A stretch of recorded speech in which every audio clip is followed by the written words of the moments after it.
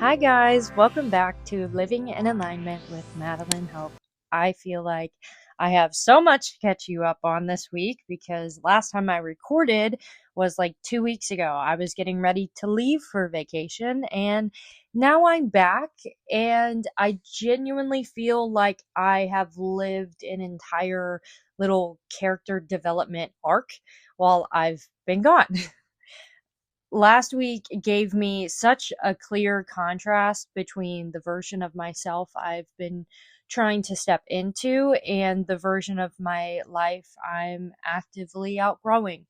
We had this Sagittarius Blue Moon on May 31st, which brought up themes of truth, freedom, expansion, perspective, and really looking at where we're craving more life, not just more productivity, not just more things to check off, but actual more life, more living, more experience, more honesty, more space to breathe, more room to become who we actually are. And for me, that showed up so clearly on vacation. It was my first time in LA, and I know it may sound silly, but it was honestly a pretty big deal for me. I've always had this dream of being successful, being known, being seen, living somewhere beautiful by the coast, being around people who are doing big things, being around successful people, and just creating a life that feels expansive. That has always been a very large part of the dream for me, genuinely, since I was very, very little. So being there and seeing the houses, the beaches, the people, the restaurants, the lifestyle, just all of it, it really did something to me. Getting to see other people living the life I've dreamed of and only ever seen on TV or social media made it more real. Although jealousy is a natural human emotion, I've trained myself to, instead of being jealous, to use the fact that someone else has something I want as proof that I can have it too, right? Because if it exists, then you can have it. So seeing my dream in real life made it less of a dream and more validation that my dreams are within reach. And what was interesting is whenever I was there, I expected to feel like out of place since everything I know about that world is so different from the life I've always known. But actually, I didn't feel like disingenuine or foreign, like at all. I felt like I was letting myself access a version of me that already existed, but just doesn't always feel safe to come out. And the best way I can describe that or give an example to describe that would be like whenever you hang out with a true friend and you're like, whoa, I didn't even realize I wasn't being myself around those other people until I started hanging out with you. It's like nothing's wrong with me. I just wasn't with a friend or in an environment that aligned with me and allowed me to fully feel safe enough to be my full self, right? I genuinely felt more confident, especially like in regards to taking pictures and capturing content. Also, in regards to content, I'm really proud of how I handled that on vacation because I was really intentional about not letting the entire trip become about pictures. Like, obviously, I want to capture everything and I love creating content. That's part of who I am and part of everything I'm building. But I also didn't want to miss my actual life and the experience because I was trying to document it, right? And honestly, I can officially say I slayed that. I got a lot of content. If you follow me on Instagram, you know I got a lot of content, but I also stayed very present. I enjoyed the food. I enjoyed the beach. I really enjoyed the hikes. I enjoyed all of the little random moments. I ate lots of ice cream and burgers and didn't get weird about it. I just let myself exist and be on vacation. And that may not sound like some spiritual breakthrough, but for me, it kind of was, because the past couple years, I have learned that I really struggle to let loose and just have fun. I'm so used to trying to be responsible and capable, smart, kind, put together. I never want to be too loud or too much or too embarrassing or like too much of anything. And I think a lot of that comes from how I was raised, but also just from my own anxiety and fear of being perceived. I was very much raised with this idea of like, don't make a scene, don't be rude, don't draw too much attention to yourself, be respectful, and be like constantly aware of how you're coming across and how you're affecting others. And of course, there's value in being considerate. Obviously, I'm not saying we should all just be obnoxious and not care about anyone around us, but there's a difference between being considerate and constantly shrinking yourself so nobody has anything to say about you. And that's the part I'm unlearning. So being in California, in LA especially, felt really freeing because people just do their own thing. People were wearing whatever they wanted, taking pictures all over the place, doing yoga in the middle of the airport, drunk and disorderly at 8 o'clock in this morning on a Wednesday on a hike. Like everybody was just minding their own business and not caring about the perceptions of others. And I know LA has its issues, and I'm not trying to romanticize it like it's this perfect place where everything's sunshine and rainbows, because it's obviously not.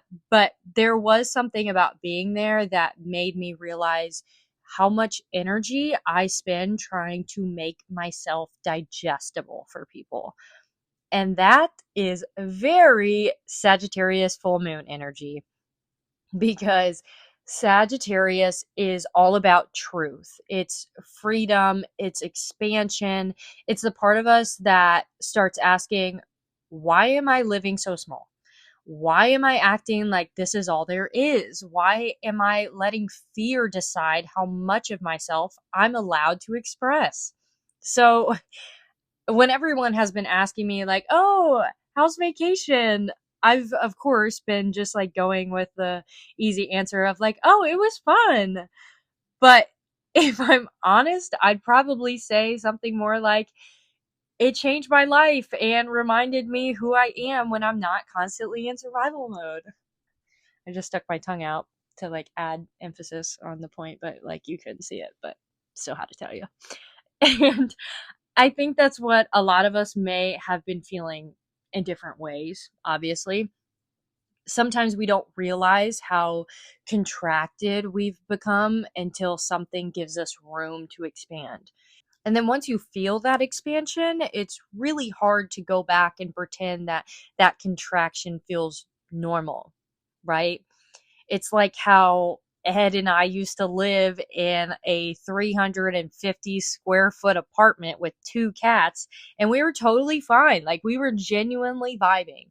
But obviously, now with us being used to live in like 2,000 square feet, we probably would not last a month in that apartment without losing our absolute shit. So that's one of the biggest things I've been sitting with since I got back, because the vacation was genuinely so good for me. It was fun and inspiring, restful, exciting. And I also just let myself take a break from my normal responsibilities, which is something I'm not typically good at. On past trips, like I would still be checking my emails and doing all my formal check-ins and writing and posting my newsletter. And this time I didn't. I let my clients know, like, obviously I'm going to be available, but I'm not doing like my formal check-ins, newsletter, all of that. And just really allowed myself to actually rest, which has been a major lesson in my life this year. I've had a lot activating my 12th house themes, which is all about rest, surrender, the subconscious, burnout, and just all of the things we can't force our way through. And as a Taurus rising, my 12th house is in Aries, but I also have Saturn and Taurus in my 12th house natally. So this whole relationship between pressure and responsibility, rest, and my body has been very loud for me. I used to treat rest like something I had to earn. Like once I worked hard enough, then I could rest. Once everything was handled, then I could rest. Once I proved that I wasn't lazy, then I could rest. But these 12th house transits have really taught me that rest is not what takes me out of alignment. Rest is part of what allows me to stay in alignment, because when I don't rest, I do not become better. I become resentful and reactive. I become disconnected from myself. I start forcing things, and I stop enjoying the life I'm supposedly working so hard to build. And that's not alignment. That's just survival with better branding. So, allowing myself to take that week off felt like a very real shift, and honestly, like a step in the right direction after all of that 12th house turmoil. And then, of course, after my relaxing, perfect vacation, I eventually came back home to all of my responsibilities, like my full time job and my mid renovation house. And I'm not going into every detail of my emotions of coming back, because we would literally be here forever. And I know you guys are here to hear about the upcoming week. But I will say that coming back from a week where I felt free, inspired, present, rested, and connected to myself, and then immediately being slung back into an environment that feels tense and stressful and emotionally exhausting, it made the contrast impossible for me to ignore. And I think that's where the Sagittarius full moon energy gets us really honest, because sometimes truth does come from inspiration. Sometimes it comes through a beautiful trip, or a moment where you feel confident, or a glimpse of the life you want. But sometimes truth comes through the crash afterward. Sometimes you come back to the thing you've been tolerating, and your whole body is like, nope, we cannot keep pretending this is fine. And that's where I've been. I've been feeling both things at the same time. On one hand, I feel motivated again. I came back super excited to come back to the gym. I've been lifting really hard this week. The weather has been warm and sunny, so we've been able to go on walks after the gym.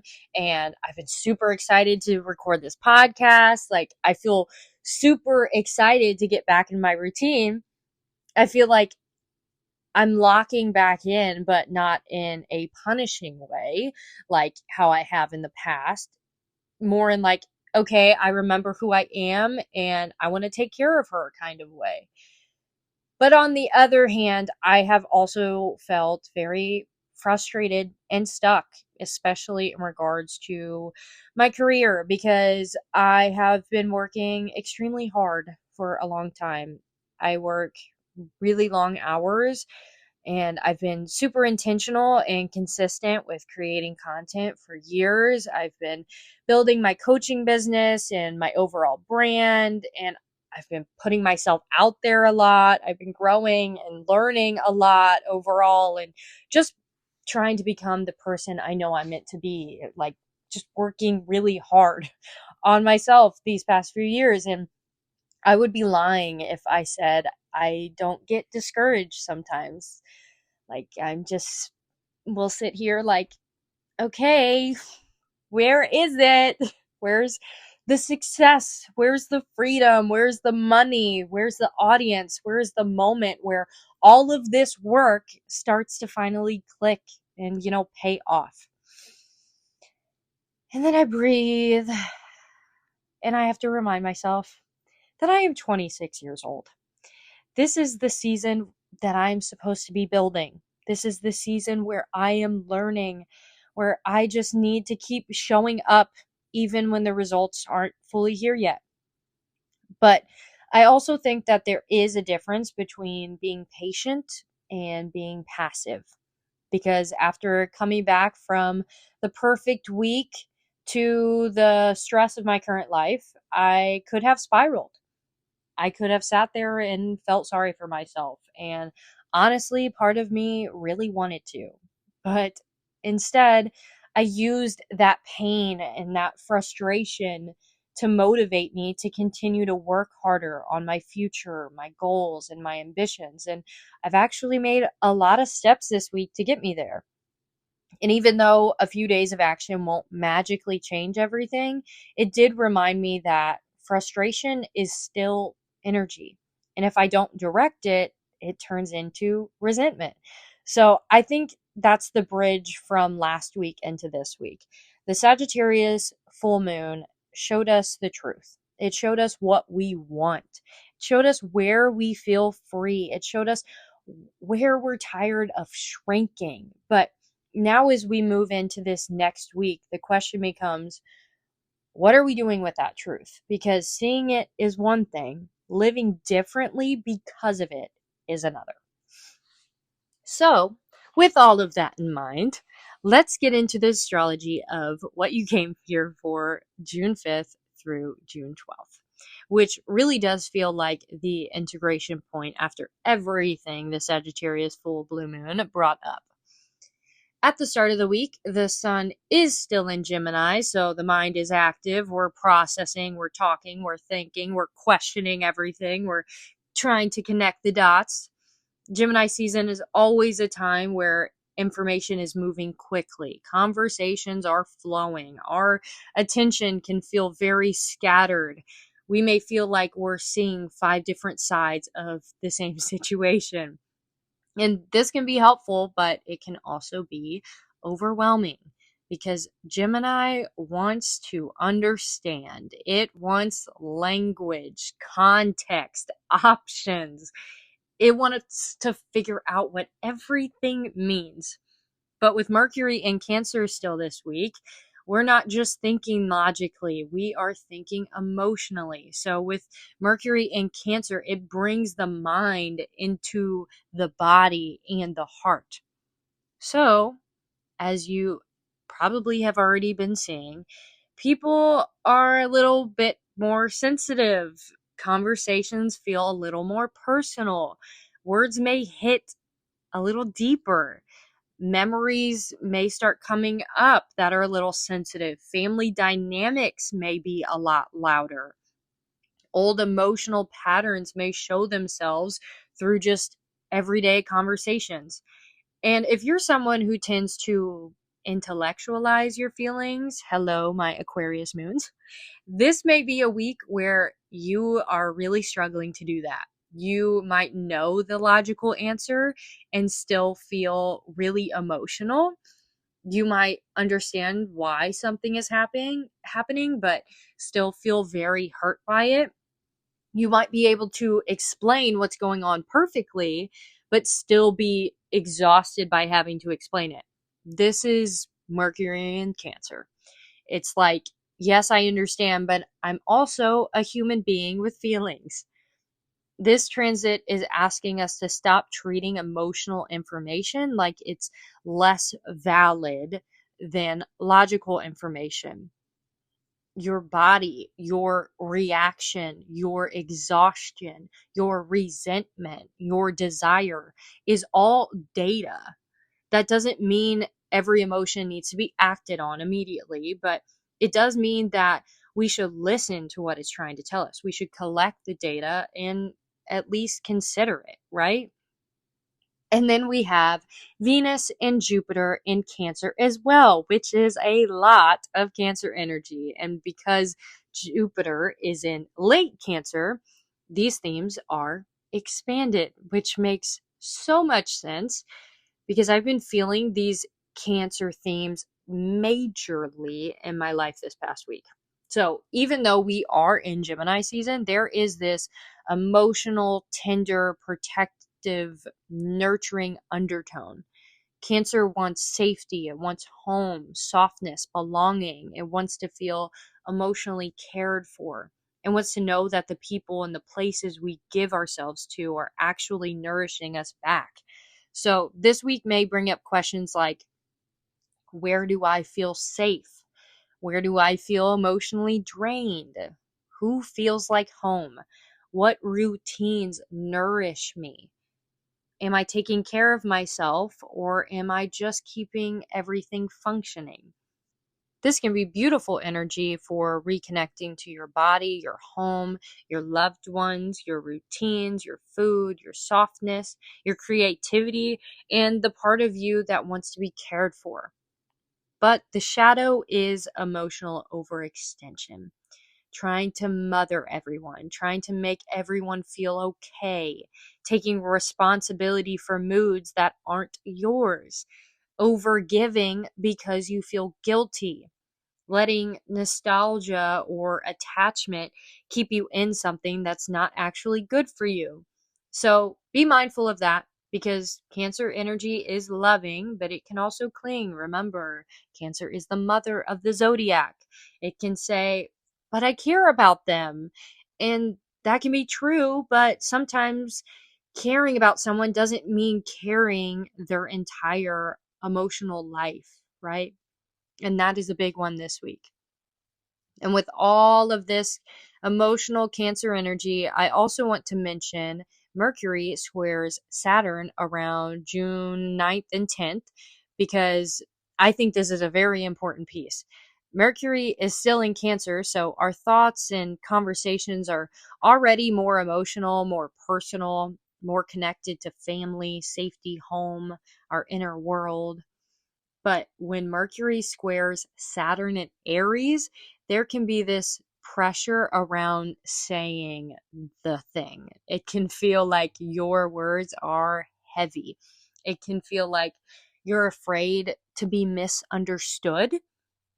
It can bring some really serious, uncomfortable conversations, realizations, or just that feeling of, I know what I need to say, but my body does not want to say it.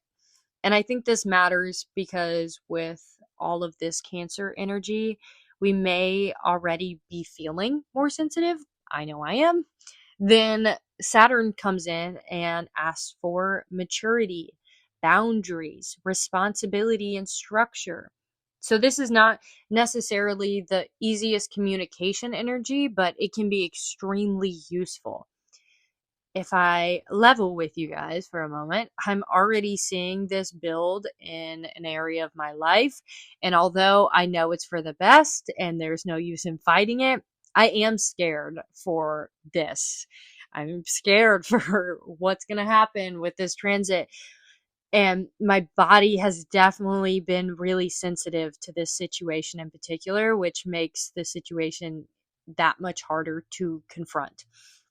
But Saturn is coming up to push us as well as to support this growth in our lives.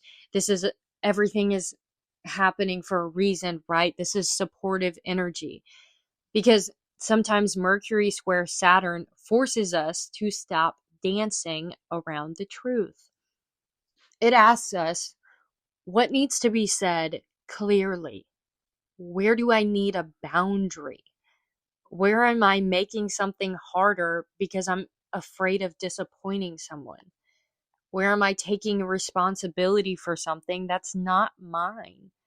And where do I need to stop over explaining and just say the clean, grounded truth? So, if conversations feel heavier around this part of the week, around June 9th, 10th, and honestly, the whole week, don't automatically assume something is wrong. It may just be that the conversation needs more structure, less emotional spiraling, less defensiveness, less trying to make everyone understand every layer of you, and just more simple truth. Mercury square Saturn is not the most soft and cozy transit, but it can help us get serious about what we mean and what we are no longer available for. Now, another major thing happening is Mars in Taurus. Mars in Taurus is slow, physical, stubborn, grounded, and honestly, kind of like fed up energy. Mars is how we take action. Taurus is the physical body, money, values, food, stability, our nervous system. So Mars in Taurus is not always this fast moving action. It's more like, I'm going to do what I need to do, but I'm going to do it one step at a time so that it's sustainable. That's Mars in Taurus. And I think this is very important after a full moon, especially one in Sagittarius, because we may be wanting to do some impulsive, massively huge change right now. We may be like, I want to quit my job, move across the country, start over, and become a whole new person tomorrow, which is great energy. But Mars in Taurus is coming in as the voice of reason and saying, okay, what's the next grounded step here? Not a step made from panic, performance, or delusion.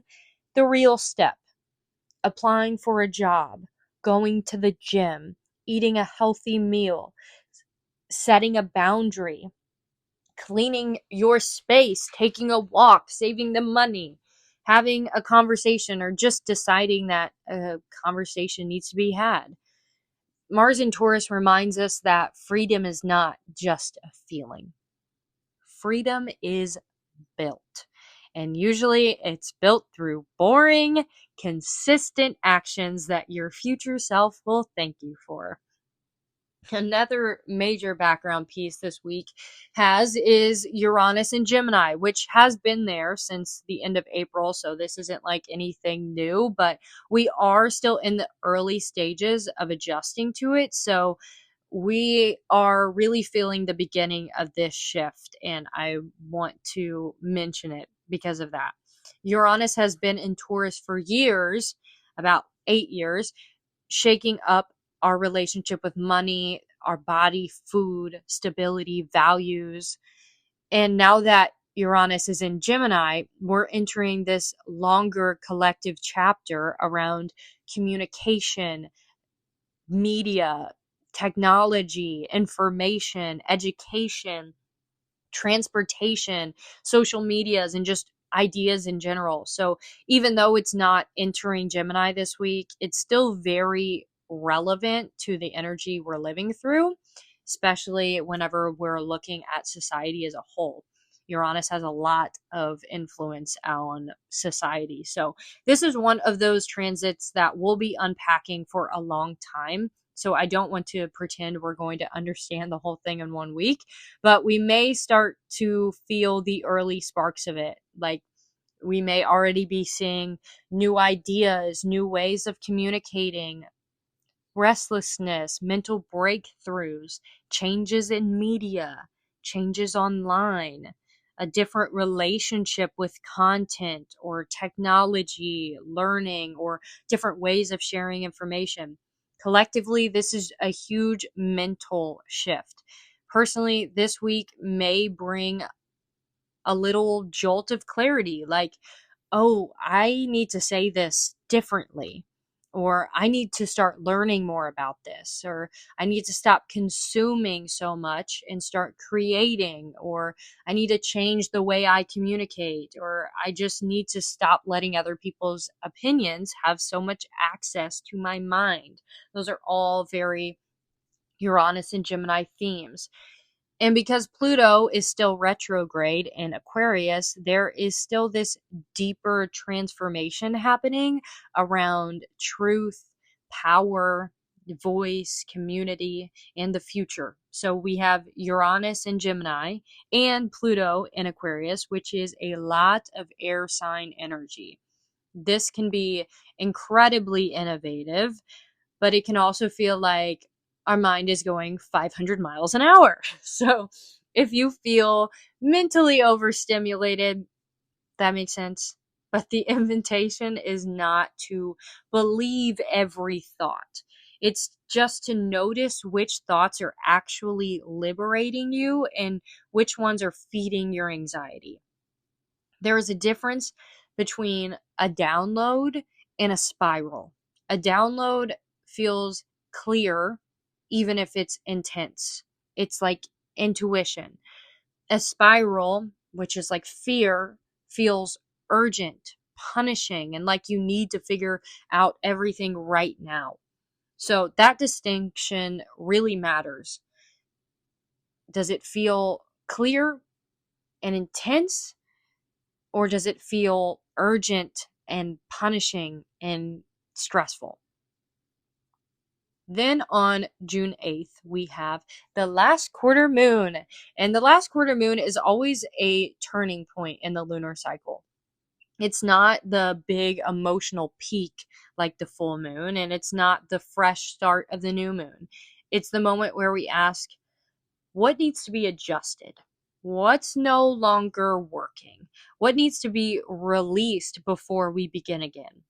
And this last quarter moon is happening with the sun in Gemini and the moon in Pisces. So again, there's a lot of mental processing, but there's also this deeper emotional and spiritual release happening underneath it. We have a lot of air versus water, which is very contradicting, like Gemini versus Pisces, Aquarius, Gemini versus Cancer. This is all very contradicting. So if you're feeling really pulled, that's the energy going on. But again, it has a purpose. It may feel like your mind is trying to understand something that your body already knows. Gemini wants language. Pisces wants surrender. Gemini wants to name it, and Pisces just wants to get rid of it. So around this part of the week, just pay attention to where you're trying to mentally solve something that your body or your intuition has already been showing you. This is where I would really pay attention to the difference between fear and intuition. Again, fear is frantic. Fear is like, I have to fix everything right now. I don't know what I'm doing. I'm failing. I'm not good enough. I'm behind. Those are fear. Intuition is quieter. It's like, this is no longer sustainable. This situation is draining me. I need to take a step. I don't have the whole plan, but I know this part is true. That's what intuition sounds like. And that's the energy of the last quarter moon in Pisces this week. It's not necessarily asking us to have every answer. It's asking us to be honest about the adjustment. And even though Venus does not move into Leo during this exact June 5th through 12th window, it does move into Leo right after this window, which I'm going to talk about in the next podcast on June 13th. So I do think we're starting to move towards that next chapter of more visibility and expressiveness and creativity, romance, play, which I'm very excited about. But first, this week is asking us to integrate. Before we jump into the Leo visibility and expression, we're still in this Cancer moment of asking, what actually feels safe? What feels nourishing? What am I emotionally attached to? Where am I overgiving? Where am I craving more care? Where am I confusing familiarity with alignment? And that's actually a good place for me to remind you that if you've been feeling this energy too, if you are in a season where you know something needs to shift, but you need support building actual structure around your body, your routines, your food, your fitness, your mindset, or even just your self understanding, that is what I do through Madeline Hope. I have coaching offers, custom workout splits, meal plans, yoga flows, and astrology readings available on my website, madelinehope.com. And I say this because I know sometimes we sit around waiting to feel ready. And I just want to lovingly say, if you keep saying you want to become a different version of yourself, but you don't have a structure that supports her, it might be time to stop waiting and actually choose support. That doesn't have to be with me, obviously. But if you feel connected to the way that I talk about wellness, alignment, the body, astrology, food, movement, and becoming more self led, then my offers are there for you. And if you're not ready for one on one support, honestly, just keep listening to the podcast. Read my newsletter, follow along, take what resonates, and actually apply it. Because that's the whole point. Not just to hear something and feel inspired for 10 minutes, but to use the information and apply it in your life. So, in summary, this upcoming week is a bridge. We're coming off of the truth that the Sagittarius full moon dropped. We're still in the Gemini season, so we're processing, thinking, talking, learning, and connecting the dots. Mercury, Venus, and Jupiter in Cancer are bringing us into the emotional body and asking us what actually feels safe, nourishing, and honest. Venus conjunct Jupiter in Cancer around June 9th can bring sweetness, support, comfort, pleasure, and emotional expansion, but it can also show us where we overgive or attach because we care. Mercury square Saturn around June 9th and 10th can bring heavier conversations, reality checks, setting boundaries, and the need to say the simple truth without over explaining. Mars in Taurus is asking for grounded physical action. Uranus is already in Gemini, so the collective mental field is changing, and we may be feeling more restless, stimulated, curious, or more ready to communicate differently.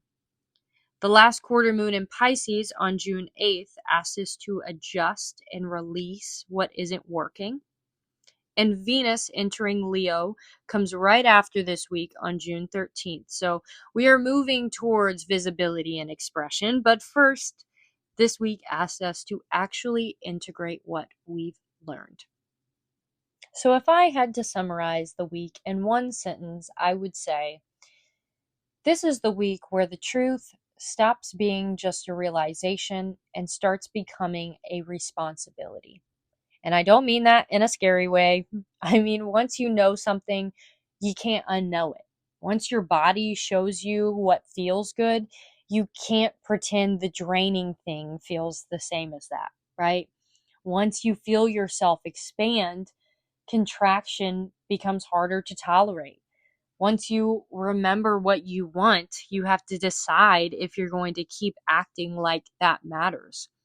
And that's where we are. So the advice for the week is do not rush the whole transformation.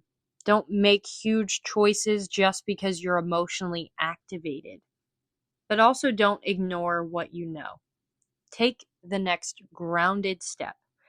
Tell the truth in a way that doesn't require you to abandon your nervous system. Let people have their reactions. Let yourself want more. Let yourself rest. Let yourself be nourished.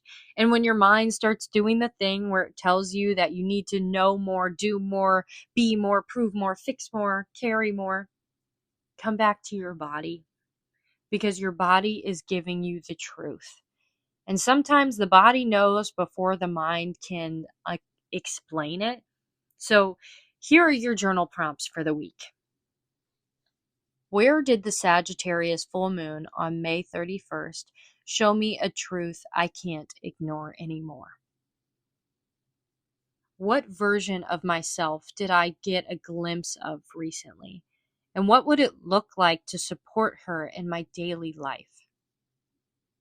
Where am I trying to explain myself to people who are not actually open to understanding me? What is one grounded action I can take this week towards the life that I say I want? What does my body keep telling me that my mind keeps trying to debate? Where am I overgiving because I care? And what am I ready to release before the next new moon cycle begins? That's what I have for you guys this week.